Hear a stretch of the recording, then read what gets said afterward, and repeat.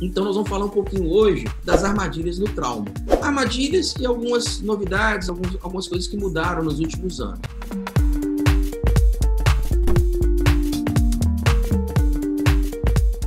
Então, é uma doença que é um desafio. E quando eu falei que acidente de trânsito, acidente interpessoal, trauma não é acidente, trauma é doença. Acidente no dicionário é o que é casual, o que é fortuito, o que é imprevisto.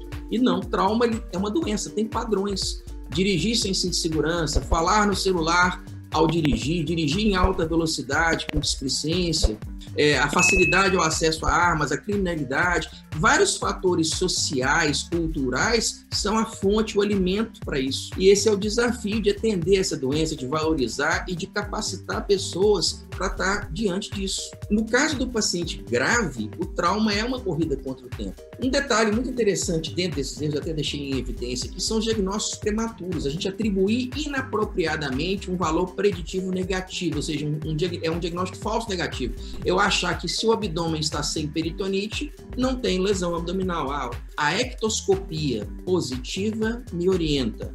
A ectoscopia negativa não descarta. Eu chegar num paciente, olhar o tórax dele e ver uma tatuagem traumática de cinto de segurança, isso me orienta. Uma força foi aplicada nesse tórax. Mas só de olhar o tórax e ver um tórax sem nenhuma lesão externa, isso não quer dizer que não tem uma lesão. Só de eu olhar um abdômen, palpar e aparentemente não ter uma irritação peritoneal, isso em modo algum quer dizer que esse paciente não tem a lesão abdominal. Um paciente com frequência cardíaca normal, eu não posso automaticamente descartar um choque hemorrágico. Apesar de que a taquicardia ser o sinal mais precoce, um sinal importante de choque hemorrágico, eu não posso simplesmente partir do pressuposto que se a frequência está normal, esse paciente não tem algum foco de sangramento. Então, esses diagnósticos falsos negativos, esse valor preditivo negativo inapropriado, é uma grande armadilha. Assim como atribuir inapropriadamente valor preditivo positivo, ou seja, diagnóstico falso positivo. Esse paciente está agitado, ele está embriagado. Nitidamente, ele tem hálito etílico, ele está agitado, ele veio de um bar, foi uma briga de bar, mas essa agitação dele não é o álcool, ele pode estar com hipóxia. Então, às vezes, a gente faz diagnósticos prematuros, descartando ou rotulando o paciente um diagnóstico que, de repente, não é. Então, dentro daquela teoria do queijo suíço, para um paciente chegar e ter um evento adverso, eu tenho várias lacunas, vários buraquinhos, várias armadilhas ali que passam pela inexperiência, pela fadiga do profissional, a falta de um staff, né, de uma pessoa mais experiente para estar ali junto, as próprias lesões ocultas, a falta de estrutura, a troca de plantão, aquele paciente que chega por volta de 5 horas, 6 horas da tarde e está em observação, ainda está fazendo a tomografia e troca a equipe, e o cara que assume não viu o paciente chegando, ele perdeu um pouco da linha de cuidado do paciente, ele vai ter que começar de novo, ele já pega o exame, e hoje cada vez mais a gente está substituindo o exame pelo exame físico. Então, às vezes o paciente já fez tomografia, o médico vai focar na tomografia, e eu tenho que focar no paciente. A tomografia é um exame complementar, ele vai complementar um raciocínio clínico da minha mão, que eu pus a mão no paciente, que eu vi o paciente. Então, nessa troca de plantão, o médico recebe, examina, palpa, cria uma linha de raciocínio,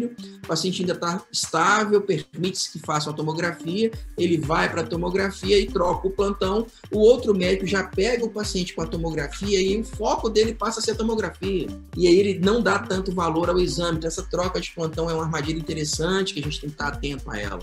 Então, olha o tanto de gap, de lacuna, de oportunidades para eventos adversos. Como é que a gente compensa as adversidades? Gestão, financiamento e estrutura. Eu falo que a saúde ela vive uma crise crônica, numa falta de gestão, crônica com período de agudização, igual agora na pandemia. E os pilares dessa crise estão num subfinanciamento de estrutura e também fatores humanos, né?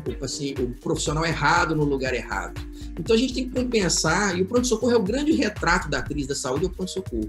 Então, para a gente compensar as diversidades, a gente vai ter que trabalhar nisso, né? Melhorar a gestão, melhorar financiamento, mas o que cabe a nós aqui agora, fator humano, é trabalhar linhas de cuidado, trabalhar protocolos, treinamento e educação permanente. E tentar, como eu falei, transformar esse ambiente hostil em um ambiente melhor, mas essa transformação depende de nós, da nossa formação, do nosso desejo de trabalhar e de construir algo melhor.